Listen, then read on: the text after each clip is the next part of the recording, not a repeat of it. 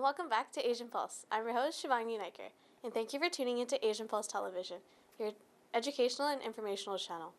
Be prepared to see hazy skies in the coming days due to the wild forest fires burning in BC, especially in Metro Vancouver.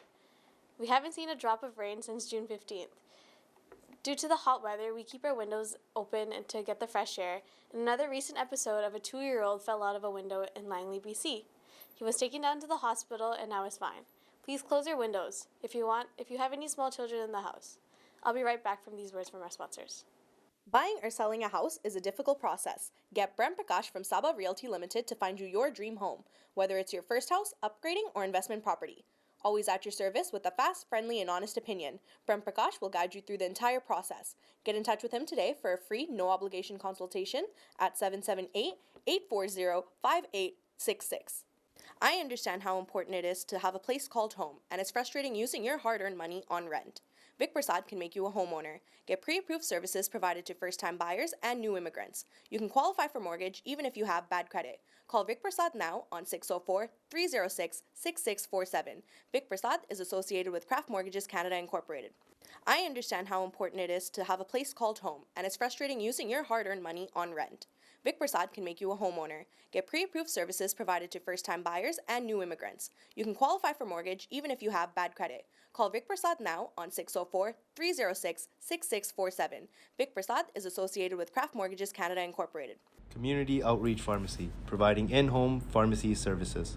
This includes our specialized diabetes and blood pressure monitoring program, Free blister packing, free deliveries, and an in-home injection service throughout the whole Lower Mainland. Call us at 604-777-5601 for more information. We have Sonia Andi as our guest in our studio today. Sonia is known for her activism and advocacy work, but now she is stepping further and putting her name into the political party. Let's hear her. In our studios, it's my pleasure to introduce to you Sonia Andi. Sonia आंधी को कौन नहीं जानता, वो हमारे studios में काफ़ी बार आ चुके हैं. She is a community activist, advocate, have done tons of volunteer work in the community.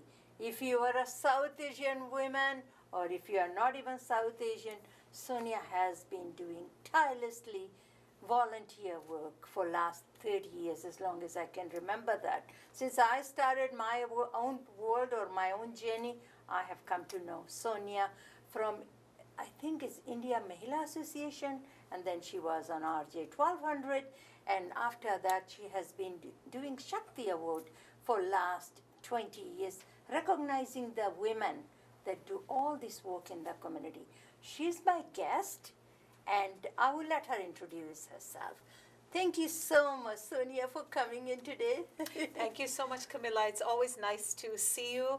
And you're right, we've known each other for so many years. I think I met you first when you were with WAVA. So, Yes. you know, we've been in the women's movement for so many years. And then I was coordinating the South Asian Women's Center in Yes. Vancouver. And since then, you know, we've crossed paths in so many ways, so many forums, and we're still at it, you know, serving We the sat public. and ate chai Yes. and samosa together Yes, many at the times. South Asian Women's Yes, Center on yes. Main Street. Absolutely, absolutely. All these flashbacks from all Yeah, those days, and there yeah. were a lot of more powerful women then, but there are more women coming out and supporting each other right now. So talk about, you are going from being a social worker, social activist, being a parliamentarian. Yes. Talk a little bit about that. Absolutely. Camilla, for me, the journey seems quite seamless, and it almost seems like a natural next step because you know how it is, and we were just talking about that before we Yes. went on camera, is that the work that we've done over the years is public service. Yes. And, you know, we have worked really hard to make change. A lot of it is on our own time, you know, as volunteers. And for me, it's where I have seen over the years that the work I've done with my clients, with the community, they're stopgap measures. You know, what we do, thoda thoda karke, yahan par band-aid lag gaya, yahan par lag gaya. So let's say I'm working with clients who are struggling with housing, struggling with mental health. And so I may be able to help them get into a shelter. I may be Yes. able to help them get into some supported transition housing. But after a while, that time runs out, so they can be in that the second stage housing, for example, for 2 years. Then what happens? And then so back on the streets, right, and back then, on the yeah, street or back in abusive relationship, yeah. right? And so for me, it's like we need to have better systems that support people in the long term. You know, we can't just have these stopgap band-aid solutions, because that doesn't help anyone. So if for a little bit it might, but uske baad kya? So they're back, like you said, in those oppressive situations. So that's where I really want to change things. And I live in Surrey Centre. I've lived here for 15 years. My kids have gone to school here, and you know, I still work and live here. I want to see my community change. I want to see my community prosper, and you know, not just the community or the clients that I work with, and even with that, you know, like I mostly worked with marginalized folks, but I also work with professionals. You know, in my counseling practice, I see nurses, I see CEOs, and all of them are really struggling with their mental health. And a lot of it is because of unaffordability. Like they can't, you know, no matter how much they make, they're not making enough. So it's really hard for them to make ends meet, and they're not getting enough services. So for me, it is about, I need to get into a place where I can create change for the larger community in a bigger way. So we can And for create policies. everyone. Exactly. You for know, everyone. because like I say, the people, the politicians that I have seen experience last 30 years in my own life, in my own field, and I have seen that people just want to get elected. They come to you when is election time. Right. They will promise you the world Yes. in front of you. Yes. And once they get elected, same old, nothing gets changed. Yeah. We are getting, there is no middle class anymore. That's There it. used to be wealthy, Yes. middle class, and the poor. Yeah. Either you, right now, either you are wealthy Yeah. of the wealth, Yes. or the poorest of the poor. Right, That yeah. you cannot afford homeless. Yeah. You become homeless. And no Absolutely. food to put it on the table for you. And children are struggling. When family is struggling, that's when there is so much domestic violence happen. yeah. And that's when there is no housing, when there is nothing for the mental health, like you said. Absolutely. You are a counselor, you see firsthand. Absolutely, All these Camilla. people that are struggling. Yeah, yeah. We need to change that. Exactly, and that is why I said, you know, enough is enough. Like I've done this work for so long, and the system isn't changing, Yeah. and that's what needs to change. And so really, there is, you know, the wealthy, and then there's the working class, Yes. and then you know the poor. But you know, even with the working class, like most of us, we're 2 or 3 paychecks away from becoming homeless. Of course. If we don't work for Or say becoming homeless. right, if we don't work for 2 or 3 months and we don't get any support, how are we going to survive? And that in this country, like I'm And an when immigrant. you and me maybe are making half decent wages, we must say we are not working for the minimum wages, Yeah. and 3 paychecks, we can be homeless. That's Just it. think of the people Yeah. who are working 15.85 an hour, I think Yeah, that's the yeah. minimum wage. Exactly. No wonder they are working 2 or 3 jobs, Yes. 7 days a week. 7 days a week. And really, when we look at this country, it is a rich country. It's a prosperous country. It's one of the wealthiest countries in the world. Yes. Yet we don't see that, especially if you look at Wally, if you look at parts of Surrey Centre. Yeah. And, or even if, you know, we don't have to look at even Wally, if you look at seniors, Yes. you know, who are getting a pension, they say they're fairly comfortable. And I've been talking to a lot of people, and so they say if they get one bill, so if their hot water tank breaks down, and if there's one more expense, that's it. They're like, how are we going to pay for this? Yep. Because they have such limited income. And I really think those things have to change. And why I support the NDP, and I always have, whether it's the MLAs, I've volunteered for many campaigns, Yeah. is because this party has always believed and worked for the people. Yes. It hasn't worked for corporations. It hasn't been funded ever by the big money or corporations. It's always been for the people. And we are the people, and that's who I want to represent. In fact, Camilla, you know, the other day I was at Holland Park, and I had some volunteers. So, you know, we're walking, talking to people. And so I wasn't with this group of volunteers, but they came back to me and they said, well, one of the women asked her, and she works for, I think, Revenue Canada, or for the government. And she asked, so what about your candidate? Is Sonia, if there is any question in Parliament and there is a bit of a debate, is she going to be the voice for her constituents, or is she going to be with her party in case there's a conflict? Yeah, yeah. And I said, that is such a good question, because I want to represent my people. Yeah. And so even within my party, if there is an issue of debate, I'm going to fight for my people to make sure that the people who voted for me, who I'm representing, I represent them. I be the voice for them. And I think that's where, the politicians, they've gotten this bad name, is because they don't fight hard enough for the for their constituents, for the people that they're representing.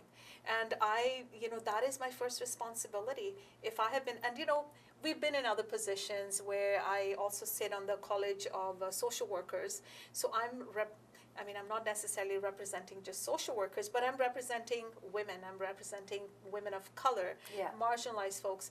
I'm always make sure that we're not missing those pieces. Whenever any decisions are being made, I will speak up for that. So I think in any of our positions, we can make change. We can't just sit there and just not say anything.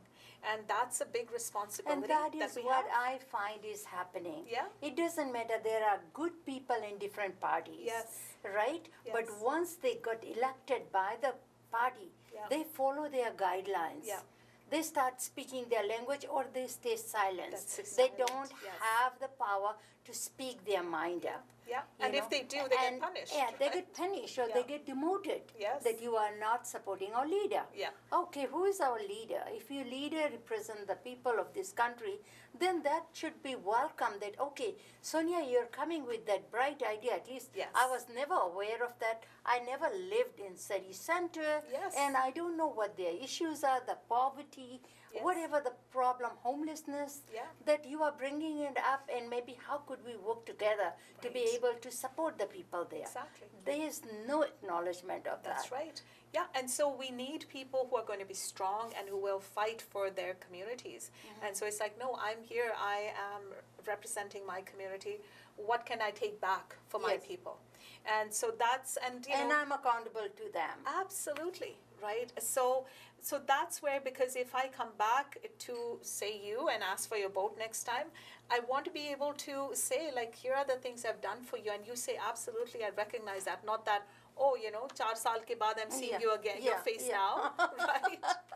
That's what's happening. Yeah. Right now, everybody is silenced because the election is not called. Yeah. But very soon you will be hearing that, Yeah. and I will be getting phone calls that, can I come on the show? Yeah. Yeah. Yeah. Because I'm running or what have you. Exactly. But like I say, I think people put so much faith and trust in their politician, and I think in return, at least respect them back and give them. And there's so many times you may not be able to do that, Yeah. but be honest with them. They want to hear that.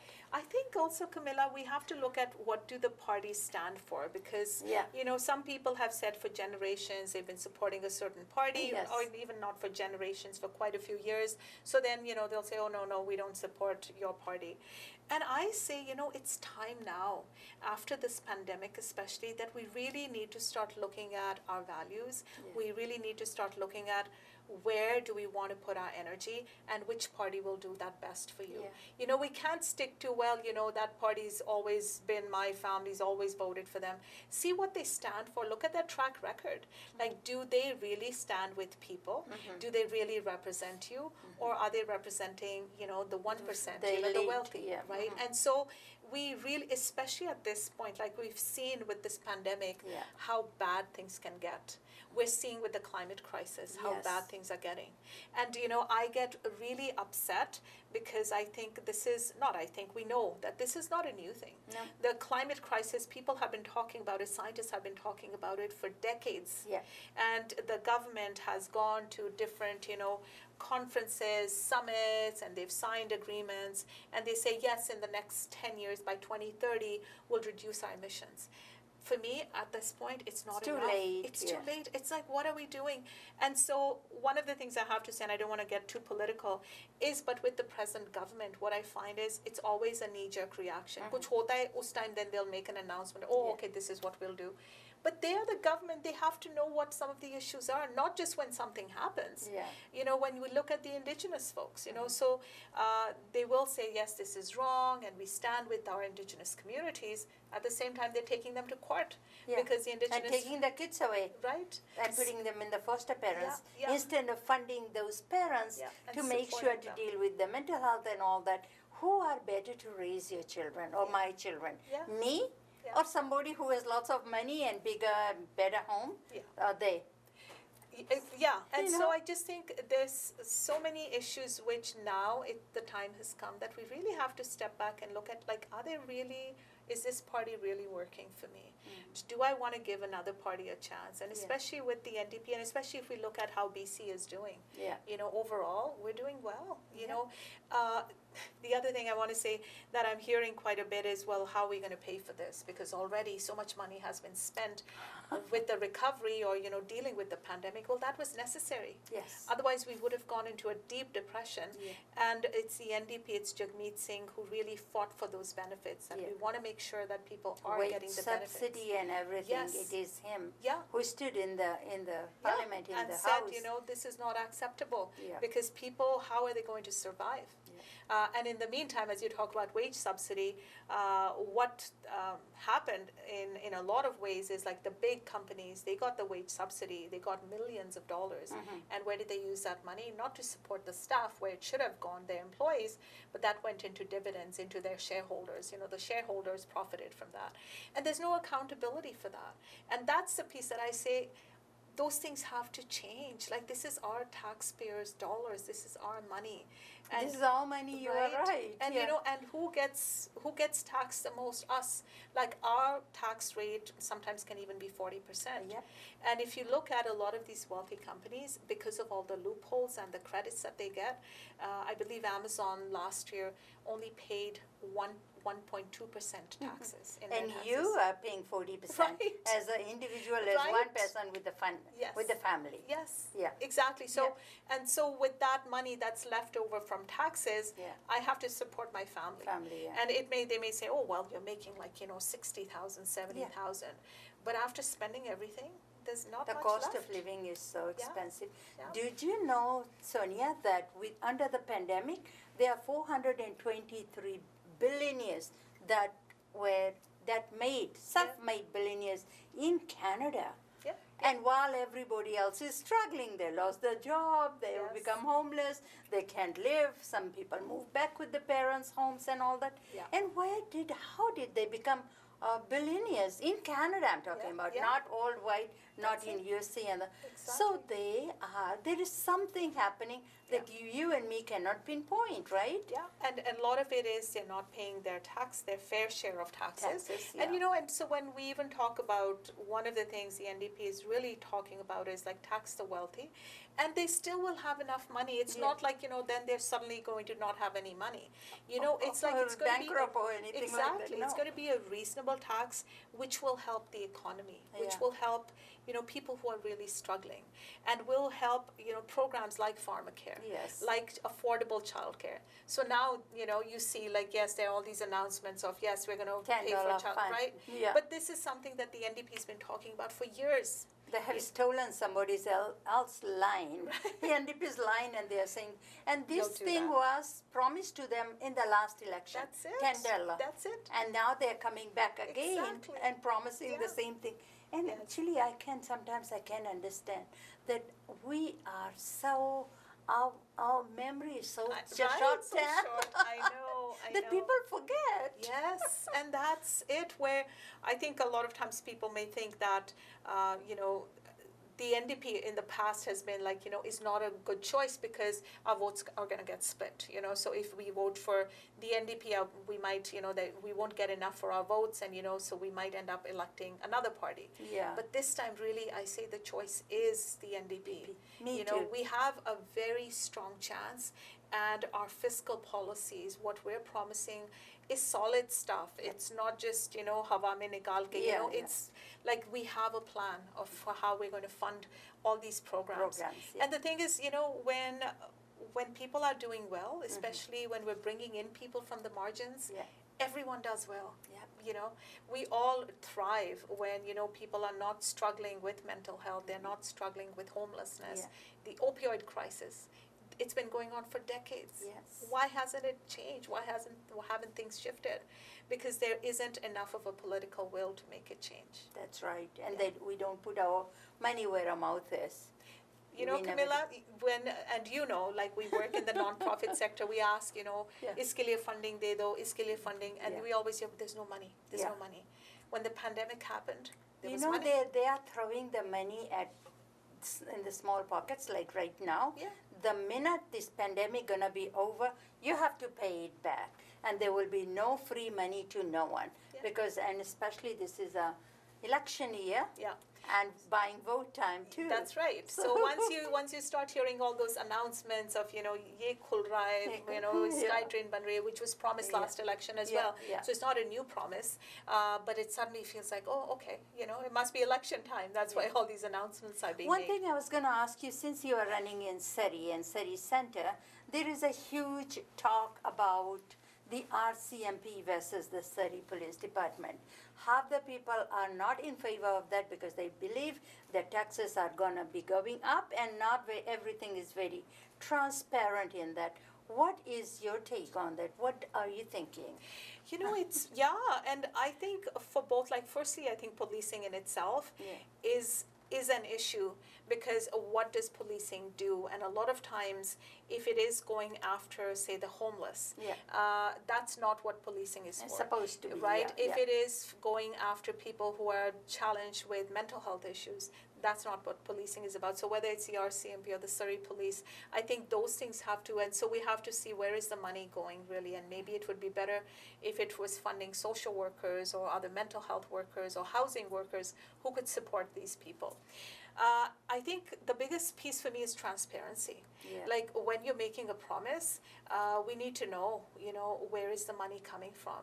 So I think a lot of people did support the idea of Surrey Police, because overall, when we've seen, like, the RCMP has been the force for smaller cities, and now Surrey's become such a big city. So if you look at big cities like Vancouver, Not Vancouver, right? They all have their own police force, but Toronto, But what I'm hearing from a lot of people is the lack of transparency, and now the taxes that people are having to pay. Like suddenly their house tax has gone up by $1,000. So that's what people are really struggling with, and they're not happy with that. And some people, you know, they've known the RCMP for so long, and they feel like, no, this is the best force. But I really feel at the end of it, you know, wo paise ki baat aati hai. You know, like that's what we all, like, you know, if we don't have a lot of money, and then we're like, where is this money going? And why wasn't I told of this when that promise was made that will change the police force? So I do feel like people are quite divided around it. And at this point, you know, I don't even know where things stand or what can be done, because so much of the work has been done already in bringing in the Surrey police force. But for me, at the end of the day, it's like whichever, whether it's the RCMP or the Surrey police, things have to be done differently, where, you know, they can't use force in an oppressive manner. They have to make sure, whether it's, you know, the Indigenous people, whether it's women, whether it's people that are struggling, challenged with homelessness, addictions, they have to be supported. They should be taken care of. We can't be using force on them. Like, I think that's the piece that sometimes gets missed. So yeah, and I think sometimes the training has to be different, where, and I get it, the police probably has to be trained to be forceful, but I don't think it's necessary every time. Right? Like, I don't know if that car 67 still happens, and if you're familiar with it. I think the RCMP is saying that they will continue to have it, but they can't promise when they're going to shift over that it's going to continue. So, but used to be car 67 all the time, unless or somebody will go with the officer, social worker will go and do the assessment. And if it's criminal act or whatever, then the police will come in and they do their own investigation. But that is what's lacking, and that's why during the pandemic or before the pandemic, there are a lot of people struggling with mental illness, and there is no place for them to go. Absolutely, Camilla, and right now, what I see in my practice is, you know, regular folks, like, you know, who are holding down jobs. Yeah. But there's so much pressure. I have seen childcare workers, I Yeah. have seen nurses, I have seen teachers who are struggling because the pressure is so much. A lot of these services are underfunded. They're not getting enough pay. Or then I remember talking to a childcare worker who said that she is entitled to take some time off, but she can't, because if she did, there would be about 7 or 8 families that would be impacted because there's no one else to replace her. Right? So she said, so if I don't go into work, there will be about 7, 8 families where we won't be able to take their kids in to daycare that day, and so they will be affected. They wouldn't be able to go Right. back to work, Yeah. and where how would they? Exactly. So it's, And you know, with the NDP, like, we're looking at paid sick days, Yes. because not everyone has that. That's You know, right, so when people are sick, and when I was doing a show on a local radio station, I think it was last year, just about, you know, how do we remove the stigma around COVID, so that because some people weren't talking about it, and, you know, if they got infected, they weren't telling anyone. So a person called in, and he said he had COVID, he got infected, and then he had to take time off, and he wasn't paid for it. So he said, next time if something like this happens, I'm not going to tell anyone, because I got no support, Yeah. because he had no paid sick days. See? So this is something that the NDP is talking about, that there should be that at least 3 paid sick days or more for everyone. yes. You know, so that if you are sick, you can stay at home. And I wonder, you know, how much of I this... think, isn't it's 12 sick days a year? it really... It's, so all depend what organizations or unions Absolutely, or whatever. absolutely. So, and that's where, But you know, 3 sick days a year, 365 days is nothing It's when you even nothing. think of 3 sick days. Right? absolutely, Yeah. absolutely, right? But just knowing that, again, in this developed country, you'd think we would have that benefit. Yes. Right? So there's that, you know, we talk about pharmacare, fair I pharmacare, know. making sure that everyone... Thank you, Sonia, for coming out and introducing yourself. We are not saying you should go vote for her. There is an election called. Due to your diligence, we'll find out about the candidates that are running in your riding.